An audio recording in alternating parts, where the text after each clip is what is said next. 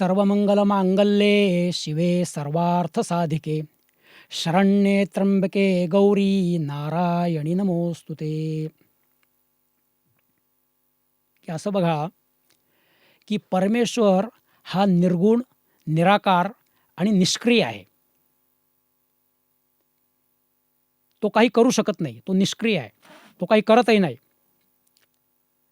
आणि शक्तीच्या सहाय्याने ही विश्वाची निर्मिती होते. तर शक्ती म्हणजे काय? ती प्रत्येक पदार्थ मात्रामध्ये कार्य करण्याची जी क्षमता आहे ती म्हणजे शक्ती आहे. आणि शक्ती म्हणजे सामर्थ्य, शक्ती म्हणजे पराक्रम आणि शक्ती म्हणजे प्राण होय.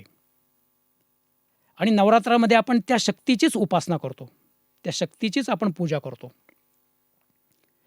किती काही बाहेर आहे असं नाही, ते आपल्या आतमध्ये पण आहे.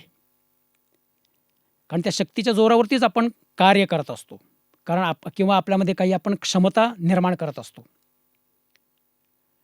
तर ज्या वेळेला सत्व, रज, तम या 3 गुणांनी आणि पंचमहाभूतांनी, महाभूत म्हणजे पृथ्वी, आप, तेज, वायू, आकाश, ही भूतांनी ही शक्ती जेव्हा व्यक्त होते,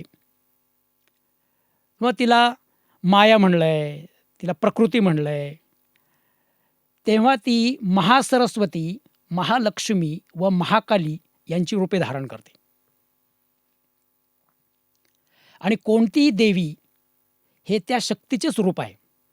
मग आपली कुलदैवत आहे, आपली ग्रामदैवत आहे, आपल्या परिसरातली कोणती इतर देवी आहे, ही देवी म्हणजे त्या मूळ शक्तीचंच रूप आहे.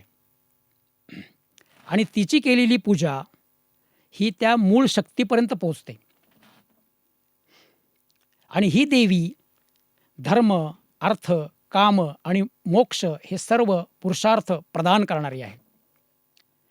ह्या देवीची स्तुती करताना असं म्हणलेलं आहे की या देवी सर्वभूतेषु शक्तिरूपेण संस्थिता, नमस्तस्यै नमस्तस्यै नमस्तस्यै नमो नमः. जिथे जिथे शक्ती आहे, आपल्यामध्ये शक्ती आहे, आणि ती शक्ती म्हणजे ज्ञानशक्ती, इच्छाशक्ती आणि क्रियाशक्ती आहे. हे त्या दुर्गेचं, त्या शक्तीचंच हे रूप आहे. वेगवेगळ्या ठिकाणी दिसणारं, वेगवेगळ्या स्वरूपात दिसणारं. तर ही सर्व प्राणीमात्रांमध्ये ती शक्तिरूपाने वास करते. त्याचप्रमाणे तिचे अनेक रूपं आहेत, तिचे अनेक आविष्कार आहेत. मातृरूपाने असते, चेतनारूपाने असते, कांतीरूपाने असते, जातीरूपाने असते. ती म्हणजे दया आहे, ती म्हणजे शांती आहे, ती म्हणजे बुद्धी आहे, ती म्हणजे विद्या आहे, ती म्हणजे श्रद्धा आहे, ती म्हणजे भक्ती आहे, तीच लक्ष्मी आहे, ती तृष्णा आहे, ती क्षुधा आहे, ती तुष्टी आहे, ती निद्रा आहे. या सर्व रूपांनी ही शक्ती प्राणीमात्रामध्ये वास करत असते. तर ज्याप्रमाणे ब्रह्मदेवाची महासरस्वती, विष्णूची महालक्ष्मी आणि शिवाची महाकाली, त्याप्रमाणे प्रत्येक जीवाची, प्रत्येक जीवात्म्याची कुंडलिनी शक्ती आहे. आणि ही कुंडलिनी जी आहे, ही जी कुंडलिनी प्राणशक्ती आहे ती मूलाधार चक्रामध्ये असते, किंवा तिचा आरंभ, तिचा सोर्स हा मूलाधार चक्रामध्ये असतो. ती सर्वत्र शरीरामध्ये असते, पण तिचा खरा जो आरंभ आहे, तिचा जो काही उगम आहे, तो त्या मूलाधार चक्रामध्ये असतो. मूलाधार चक्र कुठे आहे? तर पाठीच्या कण्याच्या तळाशी ते मूलाधार चक्र आहे. आणि तिथे ती कुंडलिनी वेटोळं घातलेली अशी ती निष्क्रिय असते, म्हणून ती वेटोळ घातलेली असते. ती ज्यावेळेला ॲक्टिवेट होते आणि जागृत होते त्यावेळेला ती सरळ होते आणि ती वरच्या प्रवासाला लागते, म्हणजे ती सहस्रारात जाते की जिथे शिवाचं अस्तित्व आहे. आणि मग तिथे त्या कुंडलिनी शक्तीचं आणि त्या शिवाचं मिलन होतं. आणि ती जी अवस्था आहे ती म्हणजेच आत्मसाक्षात्कार आहे. की जेव्हा आपण अत्यंत तमोगुणी, विषय सुखामध्ये गुरफटलेले, बहिर्मुखी असतो, त्यावेळेला ही कुंडलिनी शक्ती सुप्तावस्थेमध्ये आणि अधोमुखी होऊन पडून राहिलेली असते. पण सदाचरण, सत्वगुण सत्वगुण उन्नत झालेला, सत्वगुण वाढलेला आणि आपण ज्यावेळेला योगाच्या अभ्यासाने योग सामर्थ्य निर्माण करतो आणि ज्यावेळेला आपण अंतर्मुख होतो त्यावेळेला ही शक्ती ऊर्ध्वमुखी होते आणि हीच कुंडलिनी जागृती आहे. त्यासाठी पतंजली महामुनींनी क्रियायोग सांगितलेला आहे. आणि क्रियायोग म्हणजे काय? तपस्वाध्याय ईश्वर प्रणिधानानी क्रियायोगा. क्रियायोगामध्ये 3 भाग येतात. पहिला आहे तो म्हणजे तपस. तपस म्हणजे काय? तर तपस म्हणजे द्वंद्वांना सहन करणे. पतंजली महामुनींप्रमाणे म्हणण्याप्रमाणे सुख, दुःख, मान, अपमान, शीत, उष्ण अशा अनेक प्रकारची द्वंद्व आहेत. त्या द्वंद्वांना आपण शांतपणे सहन करणे म्हणजे तप आहे. ज्ञानेश्वर महाराज असं म्हणतात की शरीर, मन आणि प्राण यांची आटणी करणे म्हणजे तप आहे. त्याचप्रमाणे तपानंतरचा विचार केला आहे तो म्हणजे स्वाध्याय. स्वाध्याय म्हणजे स्वतःच्या स्वरूपाचा अभ्यास करणे, स्वतःचा अभ्यास करणे.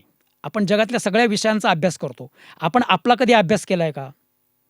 शरीर आणि मनाचा काय संबंध आहे? आपण कधी त्याचा अभ्यास केला का? चले वाते चले चित्तम निश्चले निश्चलम भवेत. श्वास जसा चालतो तसं मन चालतं. मग आपण जर अत्यंत आनंदामध्ये असतो त्यावेळेला आपला श्वास कसा असतो? तो जर आपण त्याचा जर आपण अभ्यास केला आणि आपल्या योग साधनेच्या जोरावरती तशा प्रकारचा श्वास घेण्याचा आणि सोडण्याचा आपण जर यशस्वीपणे प्रयत्न केला तर त्या प्रकारची आनंदाची स्थिती आपल्याला नेहमी प्राप्त होऊ शकते. तर श्वासाचा आणि मनाचा काय संबंध आहे? शरीराचा आणि श्वासाचा काय संबंध आहे? शरीराचा आणि मनाचा काय संबंध आहे? शरीर बिघडलं की मन बिघडतं. शरीर ज्यावेळेस उत्तम असतं, हलकं-फुलकं असतं, त्यावेळेला मन कसं असतं? हलकं-फुलकं असतं, प्रसन्न असतं. तर ह्या सर्व गोष्टींचा अभ्यास करणे म्हणजे स्वाध्याय. आणि तिसरं म्हणजे ईश्वर प्रणिधान. ईश्वर प्रणिधान म्हणजे ईश्वराचं सतत स्मरण असणे आणि त्याला पूर्ण शरणागत होणं. ईश्वर अर्पण बुद्धीनं आपण आपलं कर्म करणं म्हणजे ईश्वर प्रणिधान आहे. आणि ह्या तिन्ही गोष्टींच्या योगाने आपल्याला चित्तशुद्धी साध्य करता येते, शरीरशुद्धी साध्य करता येते आणि आपल्याला त्या कुंडलिनी जागृतीचा अनुभव येण्याची शक्यता निर्माण होते. आणि ह्या क्रियायोगाच्या बरोबरीने अभ्यास आणि वैराग्य यांची जोड द्यायला पाहिजे. की तो अभ्यास म्हणजे काय? की चित्ताला स्थिर करण्याचा वारंवार केलेला प्रयत्न म्हणजे अभ्यास आहे. कारण पतंजली महामुनींनी सूत्र लिहिलं आहे की अभ्यास वैराग्याभ्याम तन्निरोधाः. चित्ताच्या वृत्तींना जर आपल्याला शांत करायचं असेल, त्यांचा निरोध करायचा असेल तर त्याच्यासाठी अभ्यास आणि वैराग्य या 2 गोष्टी सांगितल्यात. अभ्यास म्हणजे योग्य गोष्टी करणे आणि वैराग्य म्हणजे अयोग्य गोष्टी न करणे. आणि खरं म्हणजे असं आहे की मूलाधार चक्रामध्ये जी कुंडलिनी शक्ती असते ती तिच्या शुद्ध स्वरूपामध्ये आहे, तिच्यामध्ये काही प्रॉब्लेम नाही आहे. किंवा सहस्रार चक्रामध्ये जो शिव आहे तो सुद्धा शुद्ध स्वरूपामध्येच आहे, त्याच्यामध्ये काही प्रॉब्लेम नाही आहे.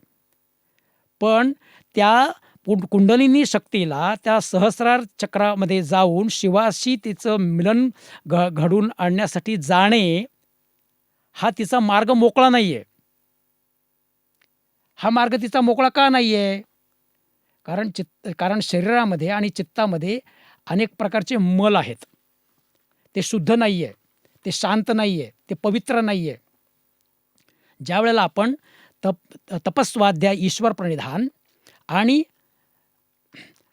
अभ्यास आणि वैराग्य यांच्या साहाय्याने आपण ज्यावेळेला ती चित्तशुद्धी आणि शरीराची शुद्धी घडवून आणतो त्यावेळेला त्या कुंडलिनी शक्तीचा मार्ग मोकळा होतो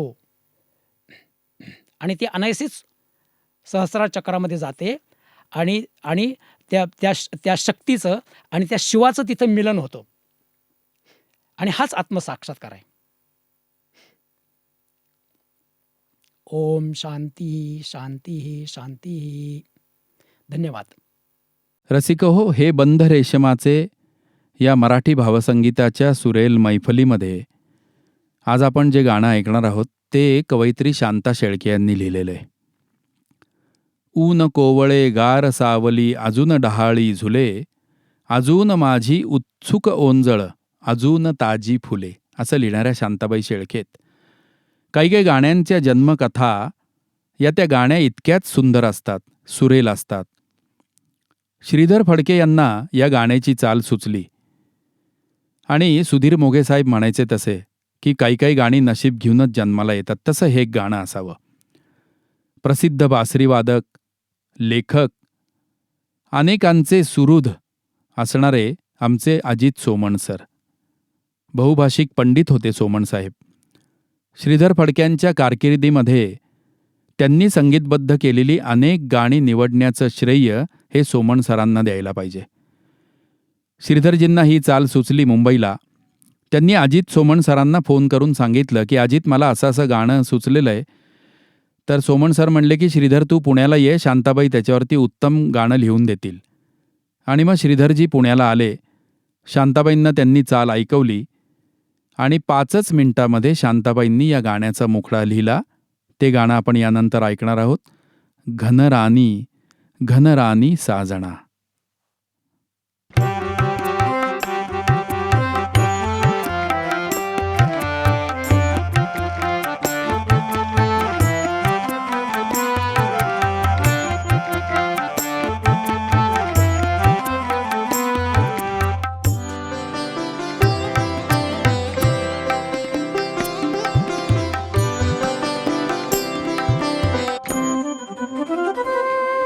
घनराणी घनराणी साजना, घनराणी घनराणी साजना. मी कशी तुझ्या सवे, मी कशी तुझ्या सवे. चुकले वाट रे, चुकले वाट रे सांगना. घनराणी घनराणी साजना, घनराणी घनराणी साजना.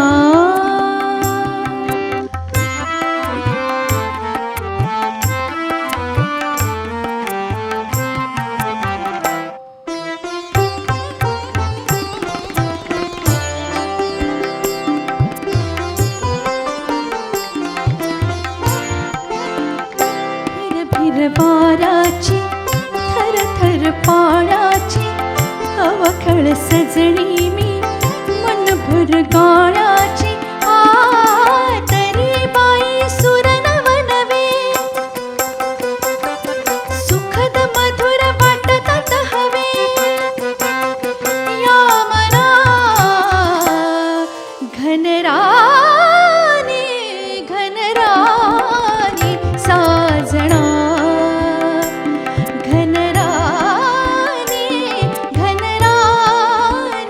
साजना.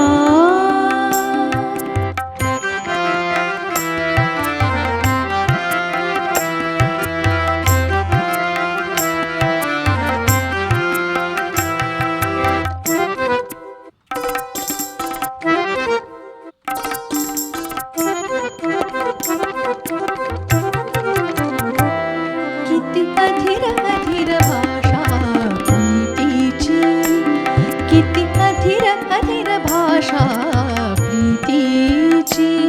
मन माझे मन माझे मन बोलत नाही ग माझे. किती लाजे वेडी लाज रे मन ग माझे. एक शपथ शपथ त्याला भीतीची, एक शपथ शपथ त्याला भीतीची. हृदया रे आदया रे बोलना. घनराणी घनराणी साजना, घनराणी घनराणी साजना. सवे मी कशी तुझ्या सवे चुकली वाट रे चुकली वाट रे सांगना घनराणी घनराणी साजना घनराणी घनराणी साजना.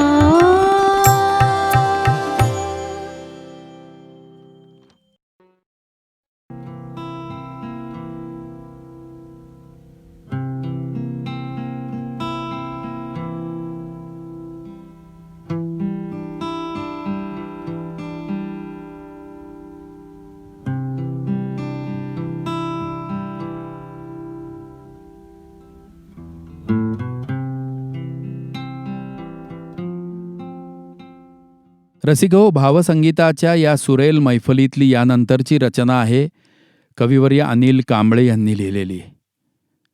कांबळेसाहेब म्हटल्यानंतर एक गाणं झटकन प्रत्येक मराठी रसिकाला आठवतं, ते म्हणजे त्या कोवळ्या फुलांचा बाजार पाहिला मी, पैशात भावनेचा व्यापार पाहिला मी. कांबळेसाहेबांची आणखीन एक सुंदर रचना आहे जी सलीलनी संगीतबद्ध केलेली आहे, ती आपण यानंतर ऐकणार आहोत. प्रेम करणारे दोन जीव त्यांची ताटातूट होते काही कारणाने, आणि चित्रपटामध्ये दाखवतात तसं की पुन्हा ते भेटतात आणि त्यावेळेला जुन्या गोष्टींची उजळणी करतात. पण त्यावेळेला काळ निघून गेलेला असतो हातातनं. एक दुसऱ्याला विचारतो, तुला मी काय देऊ? तो दुसरा म्हणतो की तू काय देणार आहेस मला? खरंच तुला काही द्यावंसं वाटतंय मला? तुला जर द्यायचे आहे जुने ते प्रहर दे माझे. काय सुंदर थॉट आहे बघा हा, की तुझ्या आयुष्यामध्ये तुझ्या सहवासामध्ये घालवलेले सुंदर प्रहर मला परत देऊ शकणार आहेस का तू? म्हणजे एकीकडं मागणी करतानाच ती समोरची व्यक्ती ते देऊ शकत नाहीये हे अधोरेखित केलं. ही असते कवीची प्रतिभा. तुला जर द्यायचे आहे जुने ते प्रहर दे माझे, दवाने चिंब भिजलेले फुलांचे शहर दे माझे. क्या बात आहे जिओ. कांबळे साहेबांना लाख लाख सलाम आहेत या ओळींसाठी. पहाटे देह दोघांचे पुन्हा उमलून येताना, पहाटे देह दोघांचे पुन्हा उमलून येताना, अनावर होत गेलेले सुखाचे बहर दे माझे. तुला जर द्यायचे आहे जुने ते प्रहर दे माझे. असाही एक फ्लॅशबॅक कवितेतनं मांडत असतात कवी मंडळी. म्हणून आपल्याकडे म्हणतात ना, जे न देखे रवी ते देखे कवी. ही एक विलक्षण प्रतिभा कवी मंडळींना परमेश्वरांनी दिलेली आहे. त्यामुळे हे गाणं लिहिणाऱ्या अनिल कांबळेंना सलाम, हे संगीतबद्ध करणाऱ्या आमच्या मित्रा सलीलला सलाम. फार अप्रतिम रचना आहे, ऐकू आपण.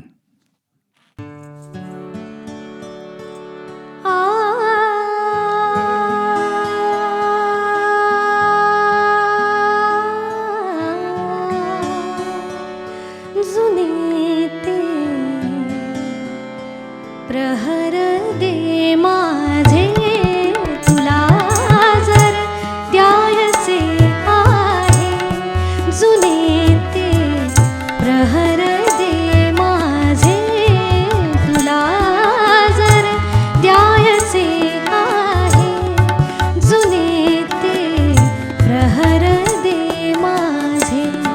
दवाने चिंब झालेले फुलांचे शहर दे माझे, तुला जर द्यायचे आहे जुने ते प्रहर दे माझे, तुला जर द्यायचे आहे.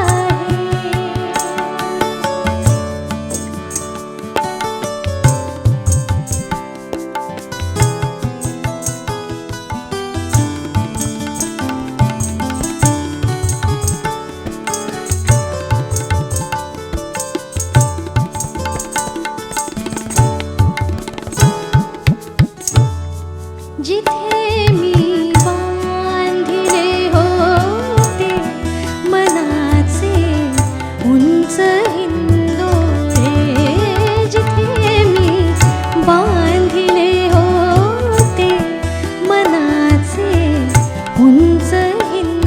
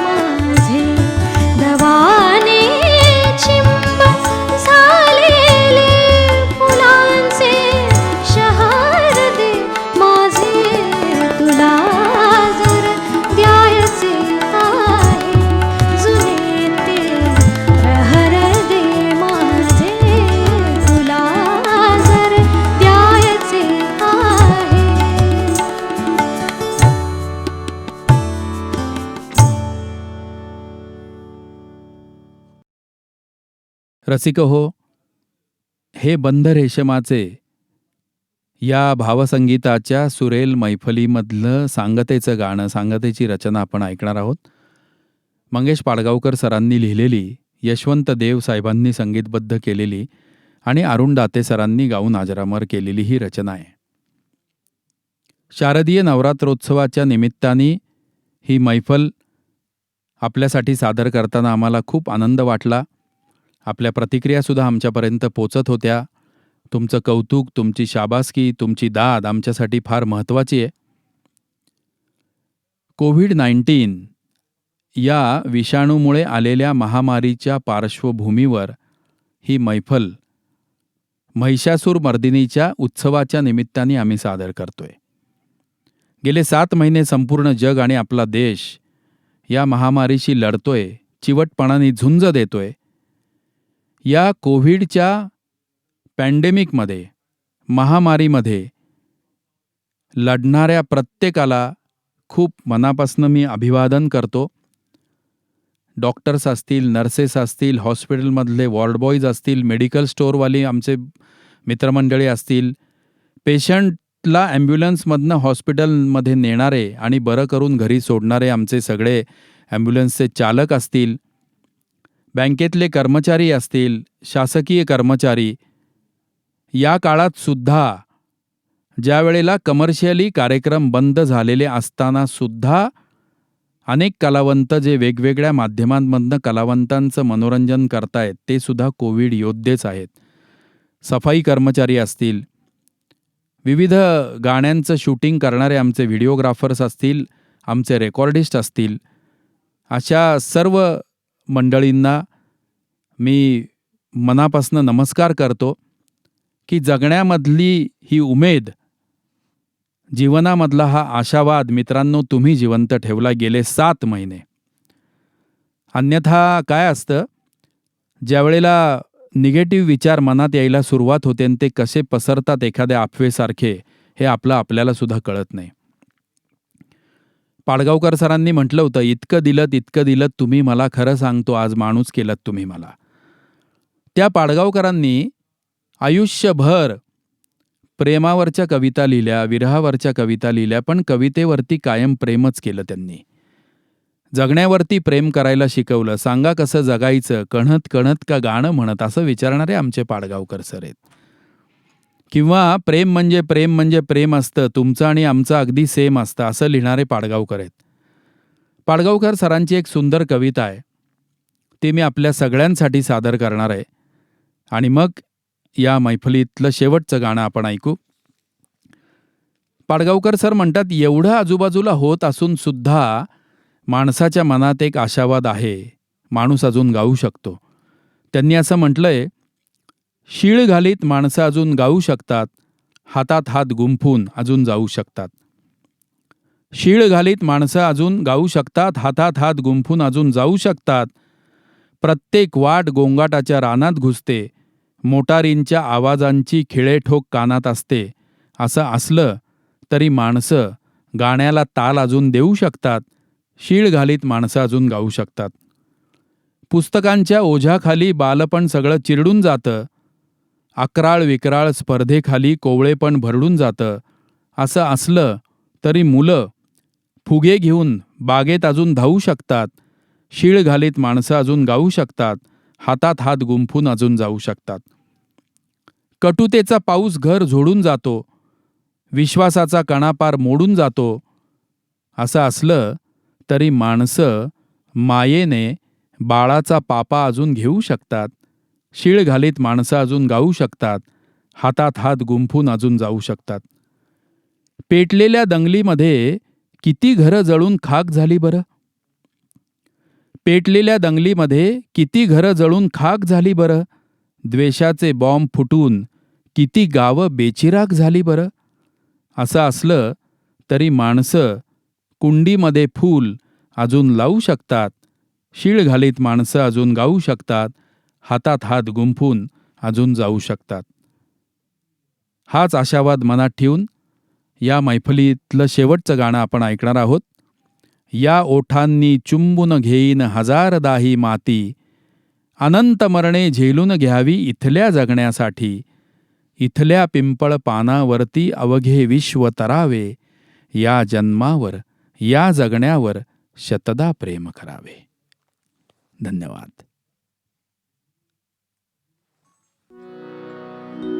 या जन्मावर या जगण्यावर शतदा प्रेम करावे. या जन्मावर या जगण्यावर शतदा प्रेम करावे. शतदा प्रेम करावे. शतदा प्रेम करावे. या जन्मावर या जगण्यावर शतदा प्रेम करावे. या जन्मावर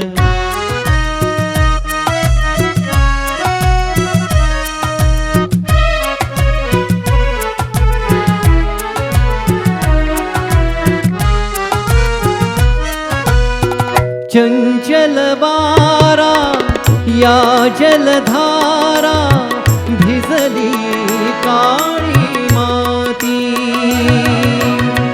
चंचल वारा या जलधारा भिजली काळी माती. हिरवे हिरवे प्राण तशीही रुजून आली पाती. फुलेला जरी बघून कुणाचे. फुलेला जरी बघून कुणाचे हळवे ओठ स्मरावे. या जन्मावर या जगण्यावर शतदा प्रेम करावे. या जन्मावर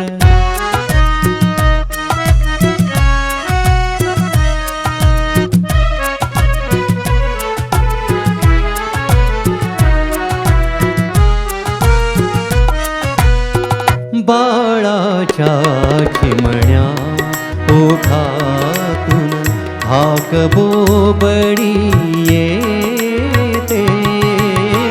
बाळाच्या चिमण्या ओठातून हाक बोबडी येते. वेलीवरती प्रेम प्रियेचे जन्म फुलांनी घेते. नदीच्या काठी सजणासाठी. नदीच्या काठी सजणासाठी गाणे गात झुरावे. या जन्मावर या जगण्यावर शतदा प्रेम करावे. या जन्मावर